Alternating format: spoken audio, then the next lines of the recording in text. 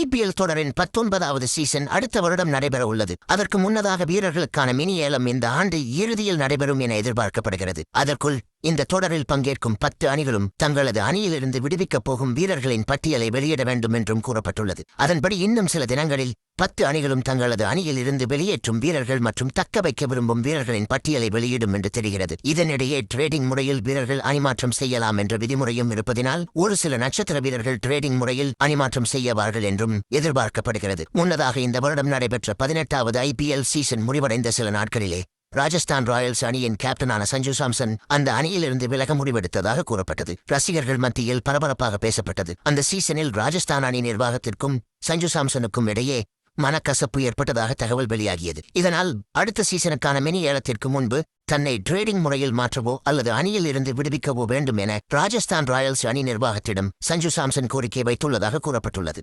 அத்துடன் அவர் Chennai super Kings அணியில் இணைய உள்ளதாக பரபரப்பாக பேசப்பட்டது. சஞ்சு சாம்சனை சென்னை அணிக்கு டிரேடிங் முறையில் மாற்ற ராஜஸ்தான் விருப்பம் தெரிவித்ததாக தகவல்கள் வெளியாகின. அதன்படி சஞ்சு சாம்சனுக்கு மாற்றாக சென்னை கேப்டன் ருதுராஜ் கெய்க்வாட், ஆல்ரவுண்டர்களான ஜடேஜா மற்றும் டுபே ஆகிய முன்னணி வீரர்களில் ஒருவரை ராஜஸ்தான் ராயல்ஸ் கேட்டதாக கூறப்பட்டது. ஆனால் அந்த சமயத்தில் ராஜஸ்தான் அணியின் கோரிக்கையை சென்னை அணி நிராகரித்ததாக தெரிகிறது. இதனால் அந்த பேச்சுவார்த்தை அத்தோடு முடிந்து விட்டதாக கருதப்பட்டது. இந்நிலையில் தற்போது CSK நிர்வாகம் சஞ்சு சாம்சனை வாங்க மீண்டும் ராஜஸ்தானுடன் பேச்சுவார்த்தையை தொடங்கியுள்ளதாக தகவல்கள் வெளியாகியுள்ளன. சஞ்சு சாம்சனுக்கு பதிலாக முன்னணி ஆல்ரவுண்டரான ரவீந்திர ஜடேஜாவை கொடுக்க 5 முறை சாம்பியனான சென்னை சூப்பர் கிங்ஸ் அணி முன்வந்துள்ளதாக கூறப்படுகிறது. ஆனால் ராஜஸ்தான் தரப்பு ஜடேஜா மட்டுமின்றி அதிரடி வீரரான டிவால்ட் பிரவிஸையும் கேட்பதாக கூறப்படுகிறது. ஆனால் சென்னை அணி நிர்வாகம் ஜடேஜாவை மட்டுமே டிரேடிங் முறையில் கொடுப்பதில் உறுதியாக உள்ளதாக தகவல்கள் தெரிவிக்கின்றன. இதனால் பேச்சுவார்த்தையில் இழுபறி நீடிப்பதாக தெரிகிறது.